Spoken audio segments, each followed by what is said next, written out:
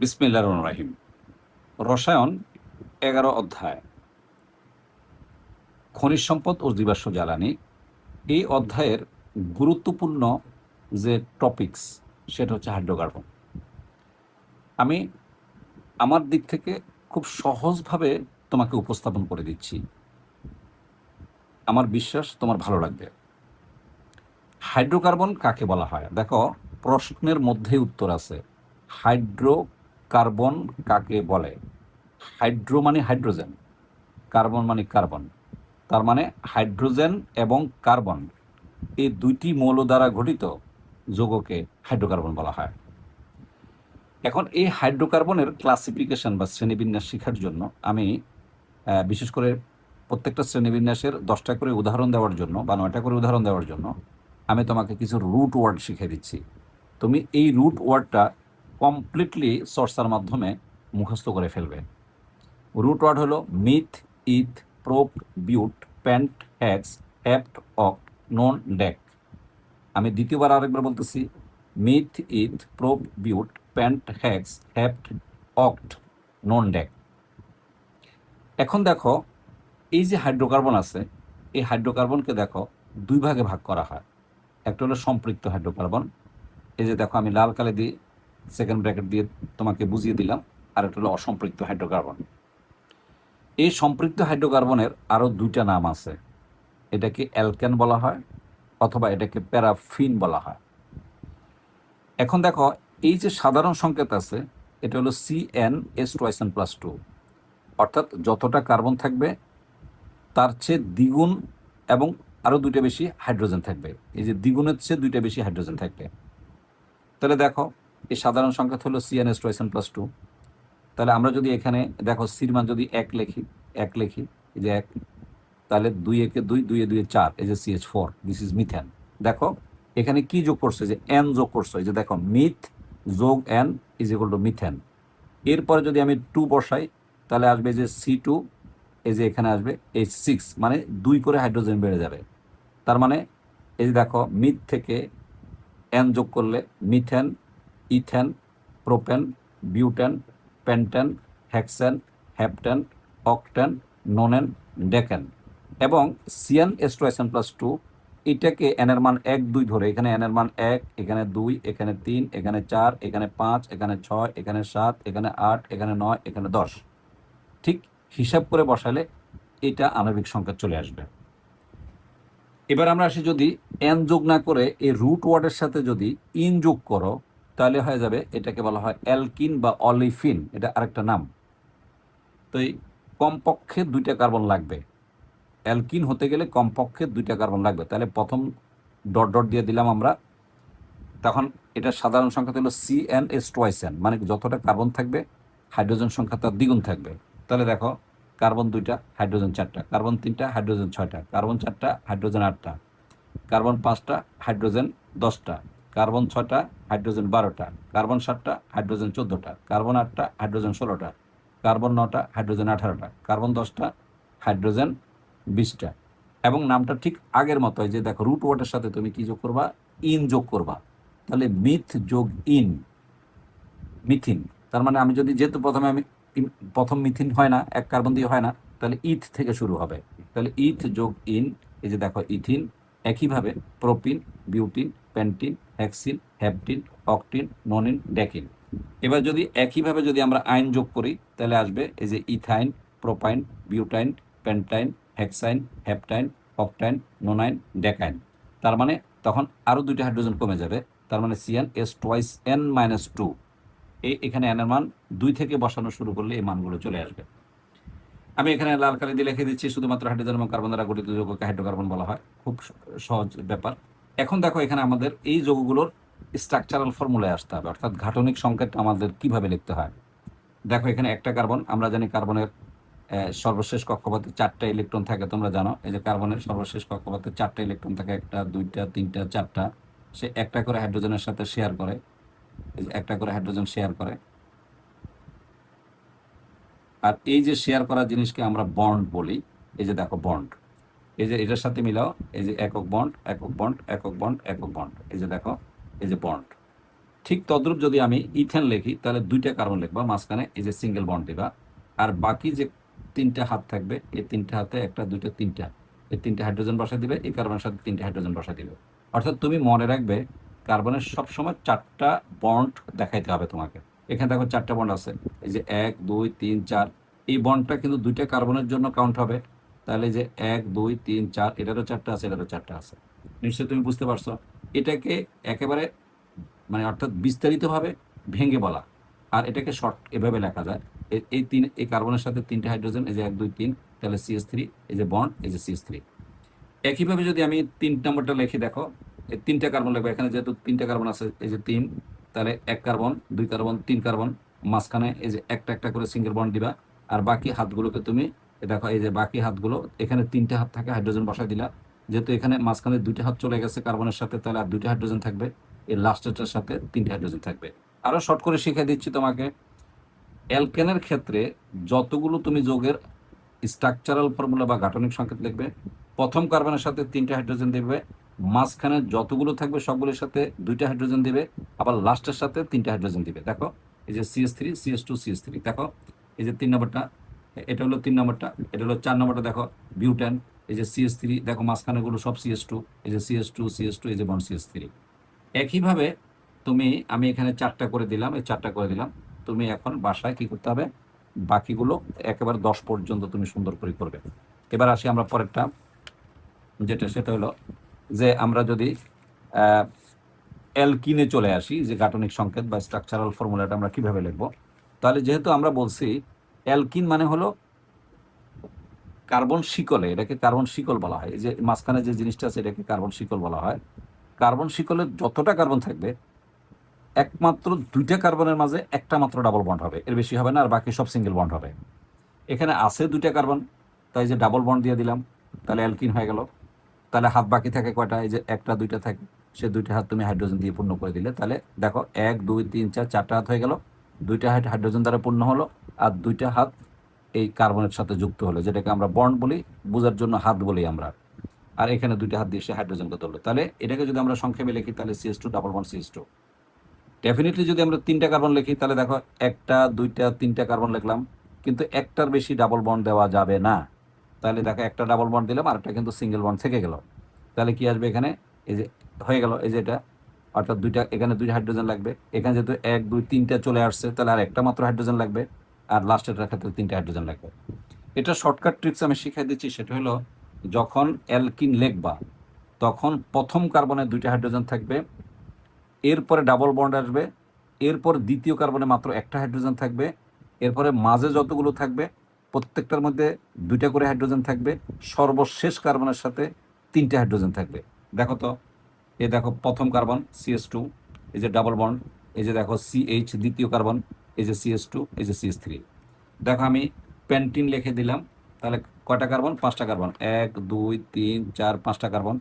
প্রথম কার্বনে CH2 হবে, আর দ্বিতীয় কার্বনে CH হবে, মাঝেরগুলোর মধ্যে CH2 হবে, লাস্টের মধ্যে CH3 হবে। ডেফিনেটলি আমরা যেটা বললাম, এখানে একটা ডাবল বন্ড হবে, আর বাকি সব সিঙ্গেল বন্ড হবে, ভুল করবা না। ঠিক তদ্রূপ হ্যাক্সিন একইভাবে আমি দেখালাম, তুমি বাসায় নিজে নিজে এগুলো নিজে নিজে পড়বে। কোনো প্রবলেম যদি ফিল করো তুমি অবশ্যই কমেন্টস করবে।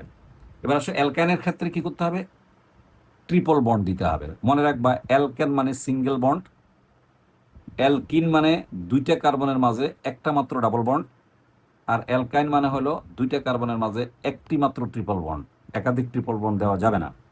তাহলে দেখো ইথাইন, হ্যাঁ ইথাইন হলে আমরা কি লিখবো, এই দেখো তিনটা বন্ড দিয়ে দিচ্ছি, তাহলে এখানে একটা করে হাত খালি থাকে, তাহলে CH ট্রিপল বন্ড CH। এরপরে দেখো এখানে দেখো আমি যদি তিনটা কার্বন লিখি, প্রোপাইন যদি লিখি, তাহলে 1 2 3টা কার্বন, তাহলে এই যে মাঝখানে যে কার্বনটা থাকবে সেখানে কিন্তু 1 2 3 4টা চলে আসছে, তাহলে এখানে কোনো হাইড্রোজেন থাকবে না, লাস্টেরটার মধ্যে তিনটা হাইড্রোজেন থাকবে, প্রথমটার মধ্যে একটা হাইড্রোজেন থাকবে। তার মানে যদি আমরা শর্ট ট্রিক্সটি মনে রাখার চেষ্টা করি, তাহলে ঠিক এভাবে পড়বা, প্রথম কার্বনের সাথে একটা হাইড্রোজেন থাকবে অ্যালকাইনের ক্ষেত্রে, দ্বিতীয় কার্বনে কোনো হাইড্রোজেন থাকবে না এবং মাঝখানে তিনটে ট্রিপল বন্ড থাকবে, আর মাঝে যতগুলো কার্বন থাকবে তাদের প্রত্যেকটার মধ্যে CH2 হবে, দুইটা করে হাইড্রোজেন থাকবে, সর্বশেষ কার্বনের সাথে তিনটা হাইড্রোজেন থাকবে। আমরা আরেকটা দেখালে আরো বেশি পরিষ্কার হবে, পরের পাতাটা দেখাচ্ছি, আরেকটা সুন্দর করে দেখা দিচ্ছি, সেটা হলো পরের পাতা। হ্যাঁ, ভালো করে দেখো এখানে, এই যে দেখো বিউটাইন, দেখো এই যে প্রথম কার্বনে সিএইচ ট্রিপল বন্ড, দেখো দ্বিতীয় কার্বনে কোনো হাইড্রোজেন নাই, দেখো মাঝের কার্বনে সিএস2, লাস্ট কার্বনে সিএস3, দেখো পেন্টাইন, দেখো প্রথম কার্বনে একটা হাইড্রোজেন ট্রিপল বন্ড, দ্বিতীয় কার্বনে কোনো হাইড্রোজেন থাকবে না, মাঝে দুইটা কার্বন আছে, এখানে সিএস2 হবে, লাস্ট কার্বনে সিএস3 হবে। ঠিক একইভাবে আমি যদি হেক্সাইন দেখাই, তাহলে এখানে 6টা কার্বন, প্রথম কার্বনে একটা হাইড্রোজেন থাকবে ট্রিপল বন্ড, দ্বিতীয় কার্বনে কোনো হাইড্রোজেন থাকবে না, সিঙ্গেল বন্ড, বাকি সব সিঙ্গেল বন্ড হবে। আর মাঝে দেখো একটা দুইটা তিনটা হাইড্রোজেন কার্বন আছে, তার মধ্যে প্রত্যেকটার মধ্যে দুইটা করে হাইড্রোজেন বসছে, সিএস2, লাস্ট কার্বনে দেখো সিএস3 আছে। আমি 5 পর্যন্ত করে দিলাম, 6, 7, 8, 9, 10, বাকিগুলো তুমি করে নেবে। এবার আসো আমরা সংজ্ঞাগুলি দেবো কিভাবে তোমার অ্যালকেন বা প্যারাফিন বা সম্পৃক্ত হাইড্রোকার্বন কাকে বলে তুমি নিজেই পারবে। যে হাইড্রোকার্বনে কার্বন শিকলে কার্বন কার্বন একক বন্ধন থাকে এবং কার্বনের অবশিষ্ট বন্ধনগুলো হাইড্রোজেন দ্বারা পূর্ণ থাকে, তাদেরকে কি বলা হয়? অ্যালকেন বলা হয়, এবং সাধারণ সংকেত হলো CnH2n+2। আর অ্যালকিন যেটা আছে সেটা বলবা এই যে হাইড্রোকার্বনে কার্বন শিকলে একটি মাত্র, আমি বারবার বলতেছি খেয়াল রাখবে, যে একটি মাত্র কার্বন কার্বন দ্বিবন্ধন থাকে, এই যে কার্বন কার্বন দ্বিবন্ধন থাকবে এবং অবশিষ্ট কার্বনগুলো হাইড্রোজেন দ্বারা পূর্ণ থাকবে, তাদেরকে কি বলা হয়? অ্যালকিন বলা হয়, বা এর অপর নাম অলিফিন। তো এটা সাধারণ সংখ্যা হলো CnH2n+2, এটা সাধারণ সংখ্যা হলো CnH2n। আর অ্যালকাইন যদি হয় তাহলে একদম সেম এই লেখাটাই এখানে লিখে দেবা, শুধু এই একটি মাত্র এই কার্বন কার্বন দ্বিবন্ধনের জায়গায় শুধু তুমি ত্রিবন্ধনটা লিখে দিবে, আর বাকি সব একই রকম। নিশ্চয়ই তুমি বুঝতে পারছো সংজ্ঞাগুলো, পরীক্ষা 1 মার্কস হিসেবে এগুলো আসে। এবার আসে আমরা চলে আসি এখানে, আমি খুব সুন্দর করে তোমাকে শিখে দেওয়ার চেষ্টা করতেছি। এবার আসো বদ্ধ শিকল হাইড্রোকার্বন। এতক্ষণ আমরা পড়লাম সব মুক্ত শিকল, এখন আমরা পড়ব বদ্ধ শিকল। এই বদ্ধ শিকল হাইড্রোকার্বন, এটা হলো সম্পৃক্ত বদ্ধ শিকল, আর এটা হলো অসম্পৃক্ত বদ্ধ শিকল। সবসময় মনে রাখবে, সম্পৃক্ত শব্দের অর্থ হলো একক বন্ড, আর অসম্পৃক্ত শব্দের অর্থ হলো ডাবল বন্ড অথবা ট্রিপল বন্ড।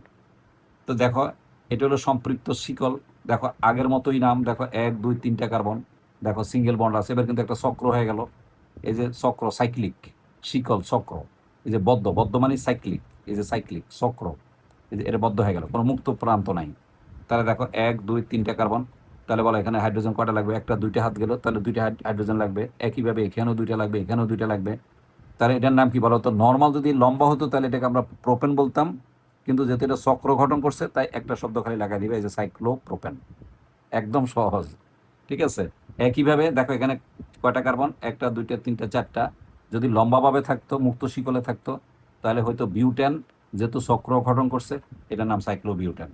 এটাকে ত্রিভুজ চিহ্ন দিয়ে লেখা যায়, এটাকে চতুর্ভুজ চিহ্ন দিয়ে লেখা যায়।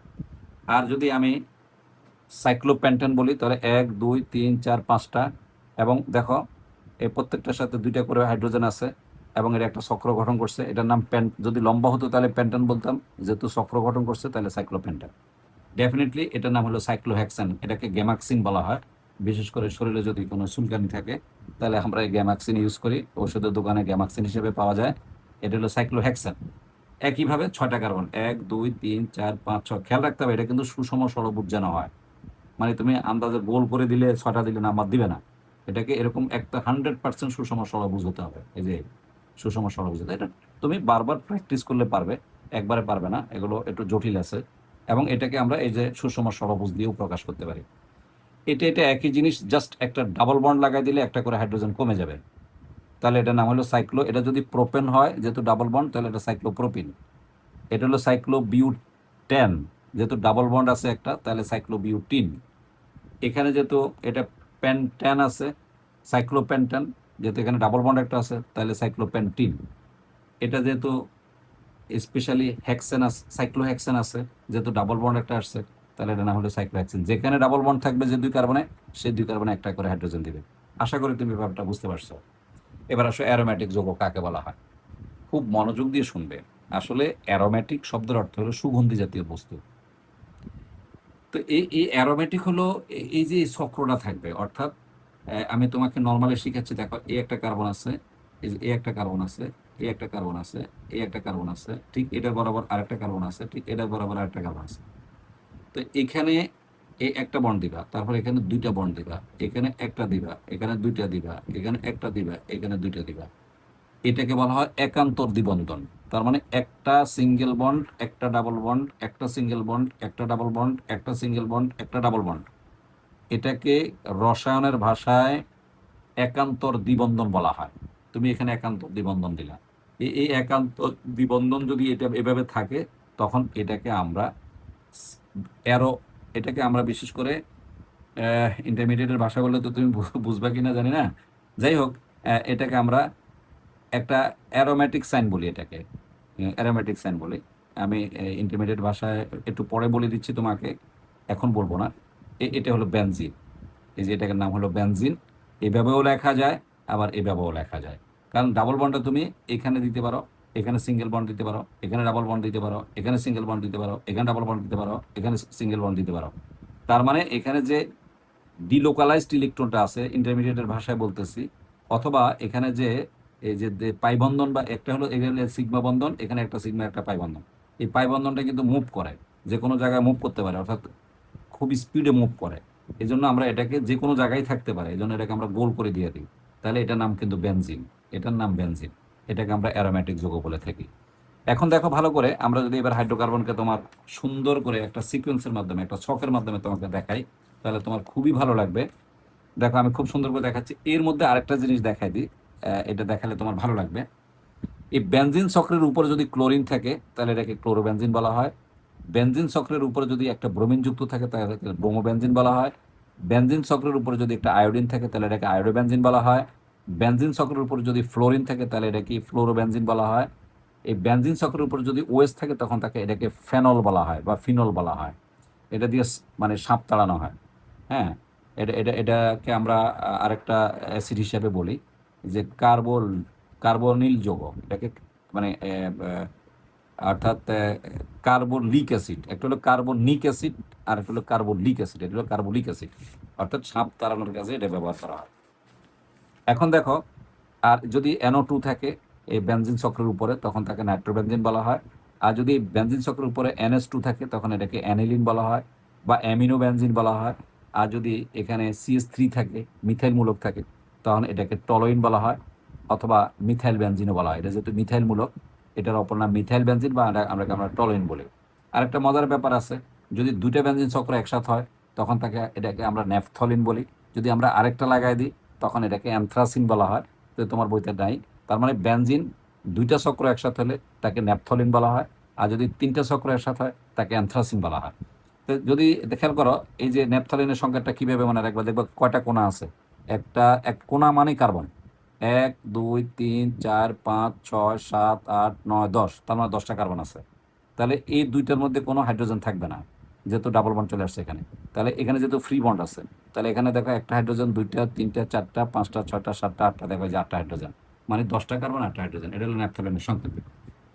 এবার এই হাইড্রোকার্বনকে যদি আমরা শ্রেণী বিভাগ করে দেখাই, আমি খুব সুন্দর করে ছক করে দিছি। তুমি এই জিনিসটার স্ক্রিনশট নিবে, অথবা বারবার তুমি দেখবে। অবশ্যই তুমি যদি আহ, দ্বিতীয়বার দেখতে চাও, এটাকে সেভ করে রাখবে, যেটা তোমার জন্য খুবই সুন্দর একটা ক্লাস। আমি ব্যক্তিগতভাবে মনে করি এই ক্লাসটা একটা এক্সিলেন্ট ক্লাস তোমার জন্য, তুমি যদি খুব মনোযোগ দিয়ে বুঝো। এই যে হাইড্রোকার্বন, এই যে দুই ভাগে ভাগ করা হয়, একটা হলো অ্যালিফ্যাটিক এবং আরেকটা হলো অ্যারোম্যাটিক। এই অ্যালিফ্যাটিককে দুই ভাগে ভাগ করা হয়, একটা হলো মুক্ত শিকল, আরেকটা হলো বদ্ধ শিকল। মুক্ত শিকলকে আবার দুই ভাগে ভাগ করা হয়, একটা হলো সম্পৃক্ত, আরেকটা হলো অসম্পৃক্ত। অসম্পৃক্তকে আবার দুই ভাগে ভাগ করা হয়, একটা হলো অ্যালকিন, আরেকটা হলো অ্যালকাইন। আবার বদ্ধ শিকলকে দুই ভাগে ভাগ করা হয়, একটা সম্পৃক্ত বদ্ধ শিকল আর একটা অসম্পৃক্ত বদ্ধ শিকল। আর ক্লাসিফিকেশন তোমার নাই, আল্লাহ যদি বাসায় রাখে ইন্টারমিডিয়েটে তুমি আরো বেশি বেশি ক্লাসিফিকেশন পাও। তারপর হলো যে কোশ্চেনগুলো বরাবর বোর্ড পরীক্ষায় পাবে।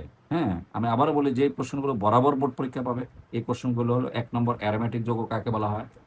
2 নম্বর, বেনজিন একটি অ্যারোম্যাটিক যৌগ, ব্যাখ্যা করো। এটা তোমাদের প্রিটেস্ট পরীক্ষা, তোমাদের সামনে পরীক্ষা আছে, এই পরীক্ষা আসবে। এরপরে টেস্ট পরীক্ষা, সেই পরীক্ষা আসবে। এরপরে বোর্ড পরীক্ষা, ইনশাল্লাহ বোর্ড পরীক্ষা পাবে। বেনজিন একটি অ্যারোম্যাটিক যৌগ। ফেনল একটি অ্যারোম্যাটিক যৌগ, ব্যাখ্যা করো। এই যে অ্যালকেনকে প্যারাফিন বলা হয় কেন? আরেকটা কোশ্চেন। এবং অ্যালকিনকে অলিফিন বলা হয় কেন? এই যে 5টা কোশ্চেন আছে, 5টা কোশ্চেন তুমি শর্ট কোশ্চেন হিসেবে অবশ্যই পাবে, মানে আমার দৃঢ় বিশ্বাস পাবে। আমি মোটামুটি আমার যে অভিজ্ঞতা আছে বোর্ড প্রশ্ন নিয়ে, সেই অভিজ্ঞতার আলোকে আমি বলতে পারি এই কোশ্চেনগুলো বোর্ডে বারবার আসে। এর উপর ভিত্তি করে আমাদের লেকচার 2 আসবে। সে পর্যন্ত অপেক্ষায় থাকবে। কেমন লাগলো জানাবে। অনেক ধন্যবাদ।